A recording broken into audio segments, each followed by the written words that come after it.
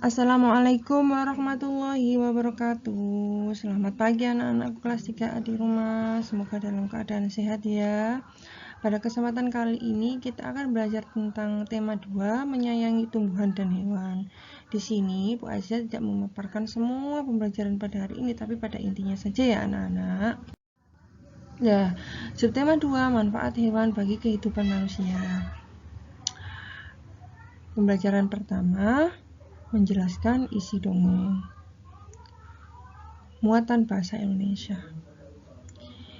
Isi dongeng terdapat berbagai macam informasi dalam dongeng itu. Informasi dalam dongeng dapat ditulis dalam bentuk peta pikiran. Peta pikiran membuat orang semakin mudah memahami isi dongeng. Jadi peta pikiran itu anak-anak nanti itu seperti ini. Ada kotak-kotak. Ini ya, ada kotak 1, ada kotak 2, ada kotak 3, ada kotak 4, ada kotak 4, maaf ya, kotak 5, kotak 1, 2, 3, 4, 5. Di sini nanti tulis judulnya apa. Judulnya misalnya ceritanya apa gitu ya ditulis. Kemudian di sini paragraf 1.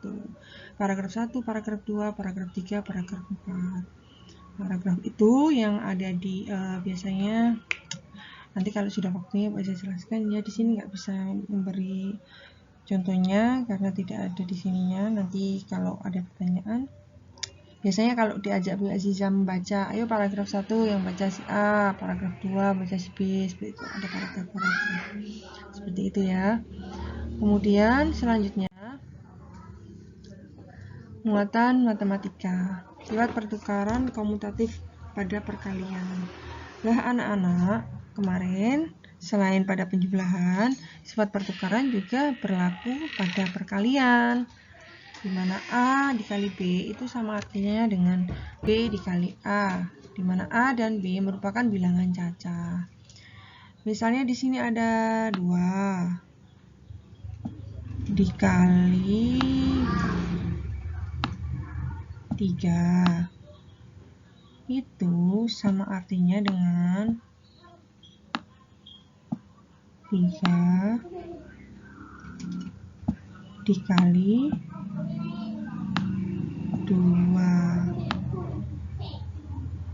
Nah, seperti itu anak-anak. Jadi 2 dikali 3 itu sama artinya dengan 3 dikali 2. Itu untuk sifat pertukaran matematika. Seperti materi kita tadi, di mana hewan memiliki manfaat bagi kita. Nah, jika kita menirukan gerakan hewan, itu sama artinya kita sudah melakukan olahraga. Wajah tidak begitu banyak menjelaskan ini ya, karena olahraga ada gurunya tersendiri, di mana kita dapat menirukan gerakan makhluk hidup di sekitar seperti gerakan berjalan, melompat, terbang, dan berlari. Dan di sini adalah salah satunya adalah hewan gajah. Kita bisa melakukan gerakan meniru berjalannya gajah seperti anak di gambar ini ya. Kemudian di sini pun ada gerakan menari anak-anak. Anak-anak bisa melakukan gerakan menari mengikuti gambar ini dengan diiringi lagu kupu-kupu yang lucu. Lagunya seperti apa ayo? Bisa dicari ya di YouTube-nya.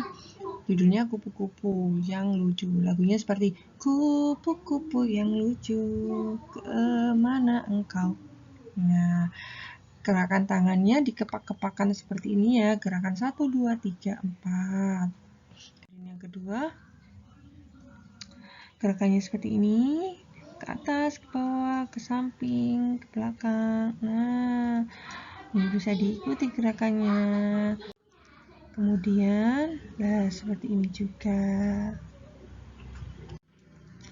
Yang kedua, menemukan isi dongeng. Menemukan isi dongeng itu dengan cara kita membacanya dengan seksama dengan teliti, supaya bisa menemukan isi dongeng. Dalam dongeng terdapat apa saja sih? Lah, di dalam dongeng itu kita dapat menemukan pesan dalam yang terdapat dalam dongeng itu. Pesan yang terkandung itu apa dalam ceritanya.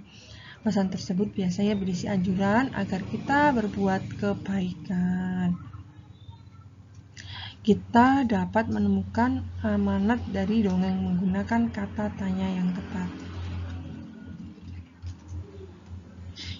Ya, kemudian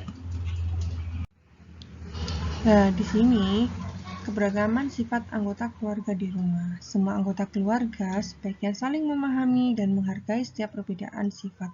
Keberagaman itu anak-anak adalah bermacam-macam.